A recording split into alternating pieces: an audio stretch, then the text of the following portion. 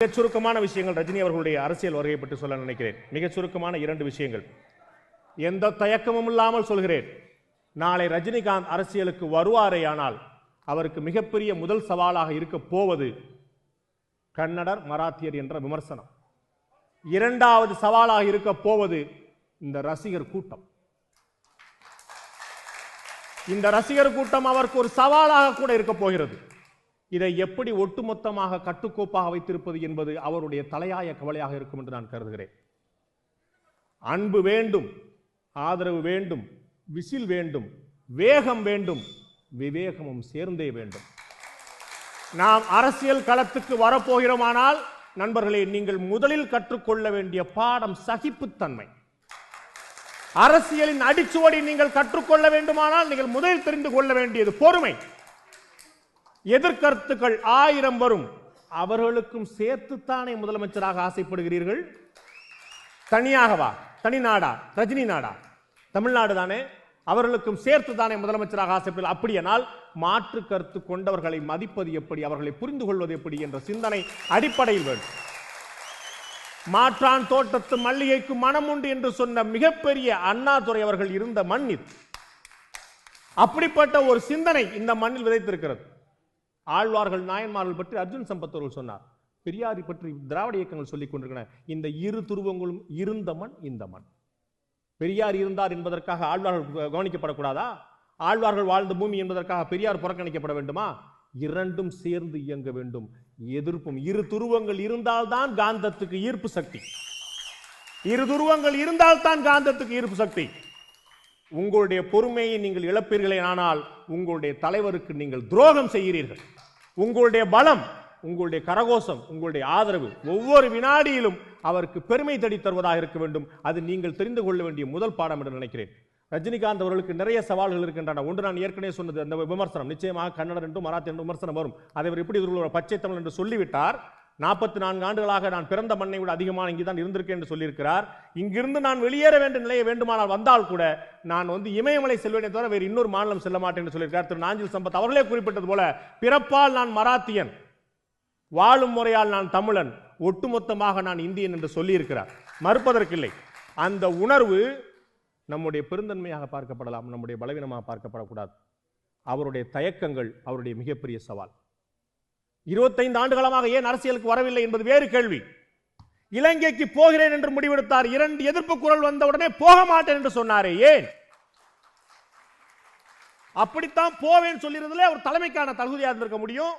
அந்த தயக்கம் ஏன் இருக்கிறது? கஸ்தூரியிடம் சொல்லியிருக்கிறார் அரசியலுக்கு வருவேன் என்று. இந்த நாட்டு மக்களிடம் சொல்ல வேண்டாமா?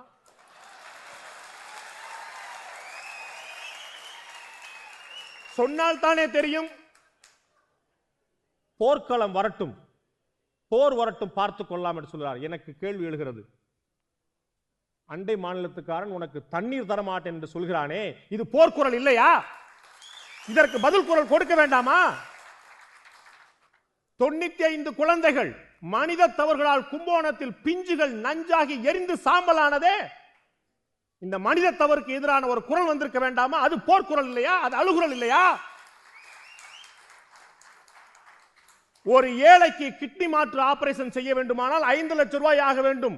என் உறவினர் செத்து போகட்டும் என்று இந்த மண் விடுகிறதே, 5 லட்சம் ரூபாய் காசு இல்லை என்று தனியார் மருத்துவமனைக்கு மட்டும்தான் செல்ல வேண்டும். ஏழை என்றால் சா என்று இருக்கிறதே, இது அழுகுரல் இல்லையா? போர்க்குரல் இல்லையா? தேர்தல் மட்டுமே போர்க்குரல் என்று கருதுகிறீர்களா? தேர்தலில் வெல்வதற்கும் தோற்பதற்கும் இங்கு ஏற்கனவே 1000 அரசியல் கட்சிகள் இருக்கின்றன. நீங்கள் எதற்கு?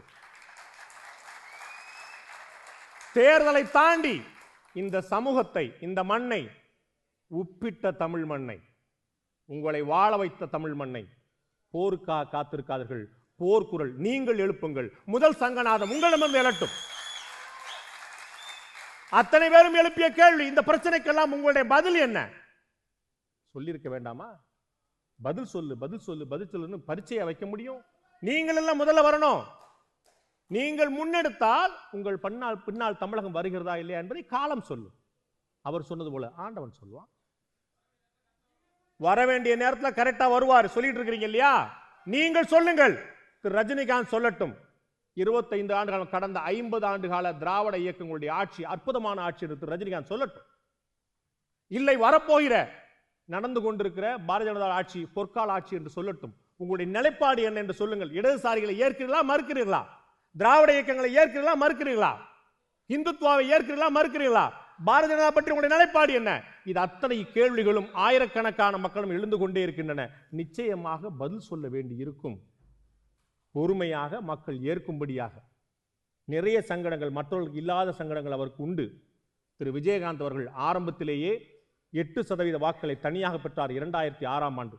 2009ஆம் ஆண்டு 12 விழுக்காடாக அதை அதிகரிக்க முடிந்தது தனி மனிதனாக. அவரை விட பெரிய நடிகர் இந்த நாட்டால், இந்த மக்களால், உங்களால் சூப்பர் ஸ்டார் என்று ஏற்கப்பட்டவர். அவர் அரசியலுக்கு வந்தால் அதை விட வரவேற்பு அதிகமாக இருக்கலாம், மறுப்பதற்கில்லை. எங்களுடைய கருத்து கணிப்பு முடிவுகள் 21 விழுக்காடு அவருக்கு இப்போதே உண்டு என்று சொல்கின்றன. நாளை அவருடைய நிலைப்பாடு, அதை பொறுத்து இந்த முடிவுகள் மாறலாம், கூடலாம், குறையலாம். அது அவர் கையில் இருக்கிறது, ஆண்டவன் கையில் இல்லை, அவர் கையில் இருக்கிறது. அதை தாண்டி என்ன முடிவு எடுப்போம், எப்போது முடிவெடுப்போம்? ஒரு நல்ல தலைவனுக்கான அடையாளம் உடனடியாக முடிவெடுப்பது. பொறுத்தது போதும். உண்மையிலேயே நீங்கள் வருவதாக இருந்தால் தயவு செய்து களம் காண வாருங்கள். இல்லை என்று சொன்னால் நான் அமைதியாக இருக்கிறேன், என்னுடைய இறைவனை வேண்டுகிறேன் என்று சொல்லுங்கள். தவறே கிடையாது. எல்லோரும் போருக்கு வரணும்னு அவசியமே கிடையாது. வீரர்கள் போருக்கு போகலாம், மற்றவர்கள் உதவியா இருக்கலாம். அங்க வீரர் காயம்பட்டு வரக்கூடிய வீரர்களுக்கு மருத்துவம் அளிக்கக்கூடியவர்கள் கூட போர்க்களத்தில் இருக்கிறவங்க தான். ஸோ எல்லாருமே துப்பாக்கி தூக்கிட்டு போகணுங்கிற அவசியம் இல்லை. ரஜினிகாந்த் அப்படிதான் செய்யணுங்கிற அவசியம் இல்லை, அப்படிதான் செய்யணும் யாரும் எதிர்பார்க்கல. ஆனால் வருவேன் வருவேன் வருவேன் என்று எதிர்பார்ப்பு ஏற்படுத்திக் கொண்டே இருக்கிறார். நான் சொல்லுகிறேன், தயவு செய்து வாருங்கள். உங்களிடம் என்ன இருக்கிறது என்பது படம் ரிலீஸ் ஆன உடனே தெரிஞ்சிடும். 100 நாளா, வெள்ளி விழாவா, பொன் விழாவா, வைர விழாவா தெரிந்துவிடும். நல்லபடியா ரிலீஸ் பண்ணுங்க. காலா படம் ரிலீஸ் தேதி குத்துமதிப்பாக தெரிகிறது. 2.0 படம் ரிலீஸ் தேதி குத்துமதிப்பாக தெரிகிறது. ரஜினியோட அரசியல் வருகை என்னைக்கு ரிலீஸ் தெரியவே இல்லையே. அதை முடிவெடுக்க வேண்டியது அவர். நேற்று வரை ஒரு நட்பு பாராட்டினார். நாஞ்சில் சம்பத் அவர்கள் குறிப்பிட்ட கூர்ந்து கவனிக்க வேண்டும். நேற்று வரை ஒரு பல அரசியல் தலைவர் நட்பு பாராட்டினார். நாளை அந்த அரசியல் தலைவர்கள் எதிர்த்துருவத்தில் நிற்கும் போது நீங்கள் எப்படி எதிர்கொள்வீர்கள் என்று பார்க்க வேண்டும். அங்கு உங்களுடைய அரசியல் சாதுரியம் வேலை செய்ய வேண்டும். ரஜினிகாந்த் நல்லவர் என்று இந்த நாடு நம்புகிறது. ரஜினிகாந்த் நல்லவர் என்று இந்த நாடு நம்புகிறது. ஏற்கனவே ஒரு மக்கள் மன்றத்தில் சொன்னேன், மன்மோகன் சிங் நல்லவர் தான், மாற்று கருத்து இல்லை. மன்மோகன் சிங் நல்லவர் தான், வல்லவராகவும் இருக்க வேண்டும். நல்லவராக இருந்தால் போதாது, வல்லவராகவும் சேர்ந்து இருக்க வேண்டும். அது செய்வாரா? இரண்டையும் தாண்டி மக்கள் நம்பிக்கையை பெற்றவராக இருக்க வேண்டும். மக்கள் நம்பிக்கையை ரஜினிகாந்த் பெறுவாரா? மிகப்பெரிய கேள்விக்குறி. இது அத்தனைக்குமான பதில் அவரிடம் இருக்கிறது. இது அத்தனைக்குமான விஷயங்கள் அவர் செய்து இருக்கிறது. மிக ஒரு அரிதான ஒரு வாய்ப்பு தமிழகத்துக்கு தற்போது கிடைத்திருக்கிறது. தனி மனித துதியிலிருந்து வெளியேறக்கூடிய ஒரு வரலாற்று சந்தர்ப்பம் தற்போது கிடைத்திருக்கிறது. தத்துவங்களை தாண்டி தனி மனிதர்களை மட்டுமே துதிக்கக்கூடிய காலம் காமராஜர் காலத்திலிருந்தே இருந்திருக்கிறது. காமராஜர் காலத்துடைய சமகால தலைவர்கள் மாநிலம் முழுக்க, நாடு முழுக்க இருந்த போதும் கூட காமராஜர் என்ற ஒற்றை சொல்லம் அத்தனை பேரையும் கட்டி போட்டது. இடதுசாரியுடைய தத்துவம், சீமானுடைய நோக்கம், திருமாவளவனுடைய கோஷம், அன்புமணியுடைய தாகம், வாசன் அவர்களுடைய நேர்மை, அத்தனையுமே இருக்கிறது. இந்த மக்கள் ஏன் ஏற்கவில்லை என்பது $1,000,000 கேள்வி.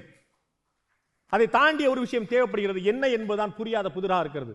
இது அத்தனையும் தாண்டி தத்துவங்களை தள்ளி வைத்துவிட்டு தனிமனிதர்களை துதிவாடக்கூடிய நேரம் மீண்டும் வருமோ என்று அஞ்சுகிறேன். ரஜினிகாந்த் அவர்கள் அரசியலுக்கு வருவாரேயானால் என்னுடைய தனிப்பட்ட வேண்டுகோளாக வைப்பேன், தத்துவங்களை முன்னிறுத்துங்கள். ரஜினிகாந்த் என்பதே ஒரு வாக்கு, ரஜினிகாந்த் என்பதே ஒரு சர்வரோக நிவாரணி. ஒரு ரஜினிகாந்த் முதலமைச்சரானால் இந்த நாடு சுபிட்சமாகிவிடும் என்ற மாய தோற்றம் வேண்டாம். ரஜினிகாந்த் வர வேண்டும், தத்துவத்தை முன்னிறுத்த வேண்டும். ஒவ்வொரு விஷயத்திலையும் பாஜக ஆட்சிக்கு வருவதற்கு முன்னால் நீண்ட சொல்லிக் கொடுத்த ஒரு விஷயம், a party with a difference, முற்றிலும் மாறுபட்ட கட்சி என்று சொல்லிக் கொண்டார்கள்.